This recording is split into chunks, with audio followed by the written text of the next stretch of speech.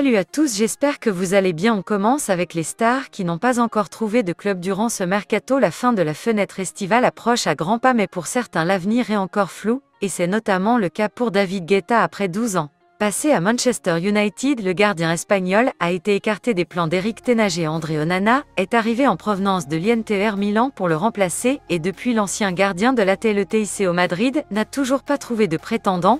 Si la rumeur de l'OM prenait de l'ampleur ces dernières semaines, il y avait aussi la piste du CVFC, surtout si Yassine Bounou allait quitter l'Andalousie, mais le Gueda marocain est toujours là et pour le moment DGA se retrouve sans club, à quelques jours de la reprise des championnats européens, et évidemment, le chemin qui semble lui être destiné est celui de l'Arabie Saoudite. The Sun évoquait il y a quelques semaines un éventuel intérêt d'AC, mais pour le moment, aucune offre nue a été faite, mais une nouvelle porte pourrait s'ouvrir à David De Gea prochainement, on en parle dans quelques instants. Autre star de ce mercato qui ne trouve pas de prétendant, Sergio Ramos, après avoir été au bout de son contrat avec le Paris Saint-Germain, le défenseur espagnol est toujours en vacances prolongées, même si plusieurs rumeurs indiquaient une éventuelle arrivée à Miami pour rejoindre ses amis Messi, Busquets et Jordi Alba, mais selon AS, l'ancien madrilène ne compte pas rester sans équipe très longtemps puisqu'un retour aux sources est sérieusement envisagé, alors non pas au Real Madrid mais là où tout a commencé pour lui, Séville. Il faudra néanmoins que Sergio Ramos accepte de baisser considérablement son salaire car le club andalou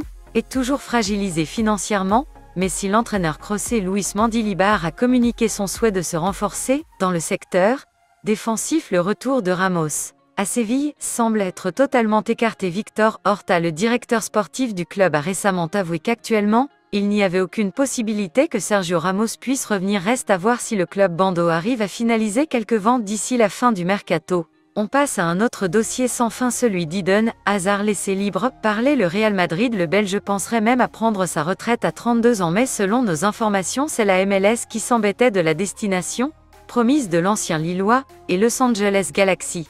Ou encore l'Inter Miami lui faisait les yeux doux, mais Hazard aurait aussitôt repoussé toute proposition, et aujourd'hui c'est à qui nous apprend que 3 portes s'ouvriraient à lui, et une fois n'est pas coutume, un nouveau club de MLS s'intéresserait à Lillois. Le Belge, les Whitecaps de Vancouver, l'écurie canadienne, lui aurait même fait une proposition. Elle n'est pas la seule équipe sur le coup puisque le club brésilien de Botafogo serait lui aussi à l'affût, tout comme l'Arabie Saoudite. Cependant, vous révélez dernièrement qu'Eden Hazard avait refusé une offre de la part d'Al Hilal. Reste donc à voir si la Saoudite Pro League est définitivement écartée de ses projets. Adama Traoré n'a lui aussi pas trop la cote durant ce mercato. Depuis qu'il a quitté Wolverhampton, les Espagnols ne fait plus parler de lui et aucune équipe ne semble être positionnée sur lui. Formé au Barça, Adama était revenu en prix en Catalogne lors de la saison 2021 et 2022, mois de janvier à juin, qui auront été plutôt réussis dans l'ensemble mais qui n'auront pas convaincu le Barça de le conserver, avec notamment les problèmes liés au fair play financier de la Liga. Adama Traoré est donc toujours en recherche d'un club, lui qui avait déclaré à Sky Sport en janvier dernier que la pression ne lui faisait pas peur. Les joueurs prennent la pression différemment. Pour moi, cela fait partie de mon travail. J'aime être un joueur de football, et je travaille dur pour être sur le terrain et apprécier le jeudi. On passe à la une nouvelle du jour. Pour un feuilleton qui semblait interminable, alors non, je parle pas de la saga BAP, mais bien celle d'Harry Kane. The Athletic a annoncé aujourd'hui qu'un accord a enfin été trouvé entre Tottenham et le Bayern Munich pour le transfert de l'attaquant anglais, en négociation avec l'Espérance depuis le début de mercato. Les dirigeants allemands sont finalement parvenus à une offre en mesure de satisfaire leurs homologues anglais. On parle de 210 millions d'euros pour le joueur de 30 ans à qui il restait 1 an de contrat, une longue négociation qui est donc sur le point d'aboutir à un nouveau numéro 9 pour les Bavarois qui n'avaient toujours pas réussi à remplacer Robert Lewandowski depuis son départ au Barça. Et c'est notre question du jour les amis, selon vous, Harry Kane réussira-t-il à s'imposer au Bayern? On rappelle qu'il n'a jamais quitté l'Angleterre et Tottenham, donc dites-moi ce que vous en pensez, et on en reparle demain. Et d'ailleurs hier Guillaume vous demandait quelle star allait bientôt rejoindre l'Arabie Saoudite.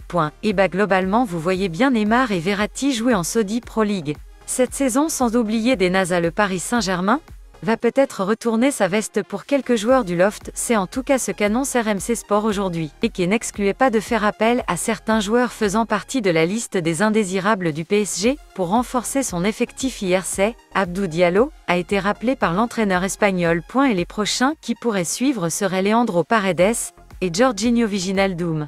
Pour l'international sénégalais, son attitude a beaucoup été appréciée en interne, et Luis Enrique n'était pas contre avoir un défenseur de plus. Il estime également que son milieu de terrain n'est pas suffisamment solide, d'autant qu'il ne peut plus compter sur Marco Verratti. C'est pourquoi l'Argentin et le Néerlandais pourront bientôt faire le retour. Reste à savoir si ces retours seront provisoires, ou si les joueurs concernés seront réintégrés définitivement dans le groupe. Et une nouvelle dont on se serait bien passé: Thibaut Courtois s'est blessé à l'entraînement du Real Madrid aujourd'hui. Il ne devrait pas rejouer tout de suite. Le gardien Belceste fait une rupture du ligament croisé antérieur du genou et a été évacué sur civière. Et l'Evo précise qu'il a quitté le terrain en larmes et va donc se faire opérer dans les prochains jours. Une perte colossale pour le Real Madrid, qui ne compte désormais plus qu'un seul gamin dans son équipe première, l'Ukrainien André Lunin. Mais les joueurs merengues ont encore quelques jours devant eux pour trouver un gardien dans ce mercato, et pourquoi pas David De Gea, qui est totalement libre et qui, on le rappelle, avait fait signer à l'été 2015. Tout était bouclé, mais son transfert avait échoué car le fax, envoyé par Manchester United, à l'époque était arrivé quelques minutes après l'heure de clôture du mercato. Allez-en nos exclus du jour, et on commence avec Manchester City qui discute déjà avec West Ham pour le transfert de Lucas Paqueta. Selon nos informations, les négociations sont bien avancées entre les deux clubs anglais, et une nouvelle offre a été transmise. Mais on rappelle que les Citizens avaient fait une première proposition de 80 millions d'euros pour le milieu brésilien, qui lui est déjà d'accord pour rejoindre l'équipe de Pimbala, et aujourd'hui ce serait une offre de 6 millions d'euros que City aurait proposé, une grosse offre, mais qui resterait en dessous des attentes de West Ham puisque les Londoniens en attendraient pas moins de 210 millions d'euros. Les négociations vont donc se poursuivre. Ça brûle pour Denis Zakaria, Monaco courtisé par l'ancien West Ham. Le milieu de terrain de 26 ans qui appartient toujours à la Juventus et qui était prêté la saison passée du côté de Chelsea se rapproche du Rocher. Selon nos informations, son arrivée en principauté est même imminente. Les discussions sont très avancées avec la vieille dame, et les Monégasques souhaitent boucler l'affaire d'ici ce week-end. Pour le début du championnat, le montant de l'opération serait supérieur à 20 millions d'euros. On vous en parlait déjà la semaine dernière. Mohamed Daramy est dans le viseur du Stade de Reims, et bien aujourd'hui, on est en mesure de vous confirmer que l'Ajax Amsterdam a accepté l'offre émoise pour le jeune aiguillé de 21 ans. Elle serait de 15 millions d'euros, et les négociations vont désormais se poursuivre avec l'agence. Lui, par le projet du club français. Daramy était prêté à Copenhague la saison dernière,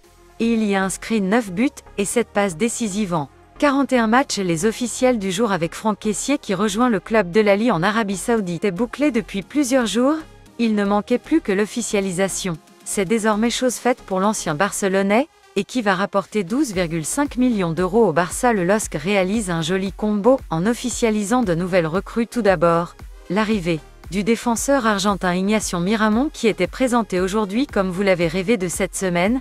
Arrivé en provenance du Gimnasia La Plata contre 6 millions d'euros, le joueur de 20 ans a signé pour les 5 prochaines saisons avec les Dogs, et les Lillois ont également annoncé cet après-midi l'arrivée d'Ivan Cavaleiro, passé par Monaco. Les lieux portugais quittent Fulham pour retrouver la Ligue 1 après avoir été prêté à Alanya Sport la saison dernière. Nouvelle arrivée en Ligue 1, et elle concerne un club très actif dans ce mercato, le Stade de Reims. Les Rouges et Blancs ont annoncé l'arrivée du japonais Keto Nakamura pour les 5 prochaines saisons. Les lieux japonais débarquent en Ligue 1 en provenance de Lask en Autriche. Il a signé un contrat de 5 ans avec Reims, et le montant de l'opération n'a pas encore été révélé. À trouver un nouveau club, il s'agit du Mouloudia Club d'Alger, auteur d'un passage raté à Brest et d'une pigeante de pro sportif à Ajaccio. L'international algérien était libre de tout contrat. Il s'est donc engagé avec le club de la capitale algérienne pour les 2 prochaines saisons, et portera le numéro 10, et on termine les officialisations du jour avec le Racing Club de Strasbourg qui enregistre l'arrivée d'un nouveau défenseur. Il s'agit de Saïdou. Ce jeune joueur prometteur de 21 ans, le Guinéen, quitte la Saint-Étienne et retrouvera donc la Ligue 1 avec le Racing. Le coût du transfert est estimé à environ 4 millions d'euros. Allez, on se quitte avec l'image de jour, la joie des joueurs de Benfica qui ont remporté hier soir le premier titre de la saison au Portugal. La Supercoupe, c'était face au FC Porto, une victoire de 0 des Lisboètes, avec notamment un but dans le Religi Maria, toujours présent dans les grands matchs. Allez, prenez soin de vous, et à demain.